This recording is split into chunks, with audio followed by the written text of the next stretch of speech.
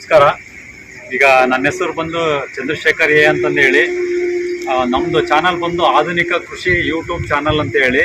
So ನಾವೀಗ ನಮ್ಮ ಸ್ನೇಹಿತರಾದಂಥ ಸುರೇಂದ್ರ ಅವರು ಅಂತ ಹೇಳಿ ಅವರ ಒಂದು ಅಡಿಕೆ ತೋಟದಲ್ಲಿ ಈಗ.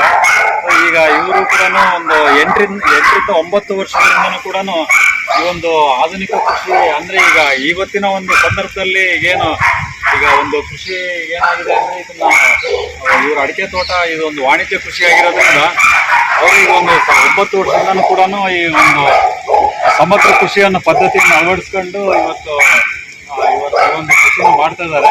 ನಮಸ್ಕಾರ ಸುರೇಂದ್ರ. ಈಗ ನಿಮ್ಮ ಒಂದು ಅನುಭವವನ್ನು ನೀವು ತಿಳಿಸ್ಕೊಡ್ರಿ. ನೀವು ಈಗ ಕೃಷಿ ಮಾಡ್ತಾ ಇದ್ದೀರಲ್ಲ ಬಗ್ಗೆ. ನಾವು ತೋಟಗಾರಿಕೆನ ಸ್ಟಾರ್ಟ್ ಮಾಡಿ ಆಲ್ಮೋಸ್ಟ್ ಒಂದು 30 ವರ್ಷ ಆಗಿದೆ. ಈಗ 23-24 ವರ್ಷದಿಂದ ಇಳುವರಿ ತಗೊಳ್ತಾ ಇದ್ದೀವಿ. ಹಾಗಾಗಿ ಈ ತೋಟ ಇರೋದು ಒಂದು 8 ವರ್ಷದ ತೋಟ. ಹಾಗಾಗಿ ಇದರಲ್ಲಿ ಪೂರ್ತಿ ಆರ್ಗ್ಯಾನಿಕ್ಕೇ ಮಾಡಿರೋದು. ಕೆಮಿಕಲ್ ಯೂಸ್ ಮಾಡೋದು ಭಾಳ ಕಡಿಮೆ. ನಾವು ಕೆಮಿಕಲ್ ಒಟ್ಟೆ ಯೂಸ್ ಮಾಡಿಲ್ಲ. ಏನೇ ಇದ್ರೂ ಸ್ವಲ್ಪ ಜಾಸ್ತಿ ಯಾವಾಗಾರು ರೋಗ ಬಂದಾಗ ಸ್ವಲ್ಪ ಇಂಡುಗುಂಡಿ ರೋಗ ಏನಾದ್ರು ಕೊಳೆ ರೋಗ ಕಾಣಿಸ್ಕೊಂಡಾಗ ಮಾತ್ರ ಒಂದು ಸ್ವಲ್ಪ ಕೆಮಿಕಲ್ ಸ್ಪ್ರೇ ಮಾಡಿದ್ದೀವಿ. ಇನ್ನು ಭೂಮಿಗೆಲ್ಲ ಕೊಟ್ಟಿರೋದೆಲ್ಲ ಆರ್ಗ್ಯಾನಿಕ್ಕೇ ಕೊಟ್ಟಿರೋದು.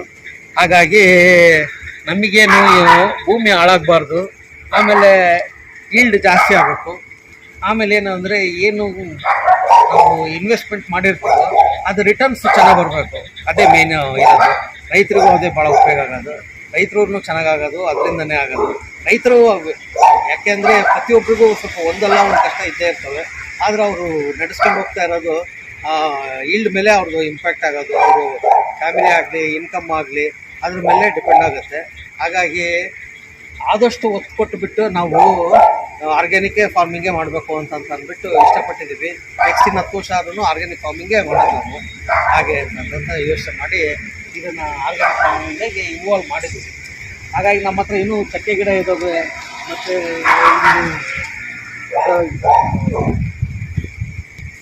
ತೆಂಗಿನ ಗಿಡ ಇದೆ, ಆಮೇಲೆ ಸೀಬೆ ಗಿಡ ಇದೆ, ಆಮೇಲೆ ಅಡಿಕೆ ಗಿಡ ಇದೆ, ತೆಂಗಿದೆ, ನುಗ್ಗೆ ಗಿಡ ಇದೆ, ಆಮೇಲೆ ಬಾಳೆ ಗಿಡ ಅಂತ ಪೂರ್ತಿ ಫುಲ್ ಆರ್ಗ್ಯಾನಿಕ್ಕೇ ನಾವು ಬೆಳೆಸಿರೋದು. ಯಾವುದಕ್ಕೇನೋ ಕೆಮಿಕಲ್ಲೇ ಕೊಡೋಲ್ಲ ನಾವು. ಏನೇ ಇದ್ರೂ ಆರ್ಗ್ಯಾನಿಕ್ ಫೀಡೇ ಕೊಟ್ಟಿರೋದು. ಆಮೇಲೆ ಅದರಲ್ಲಿ 1% ಸಹಿತ ಕೆಮಿಕಲ್ ಸಿಗಲ್ಲ. ಹುಡುಕಿದ್ರು ಬಿಟ್ಟು ಟೆಸ್ಟ್ ಮಾಡ್ಬೋದು. ಆ ಥರ ಇದೆ ನಮ್ಗೆ ಬಾಳೆ ಇರೋದು.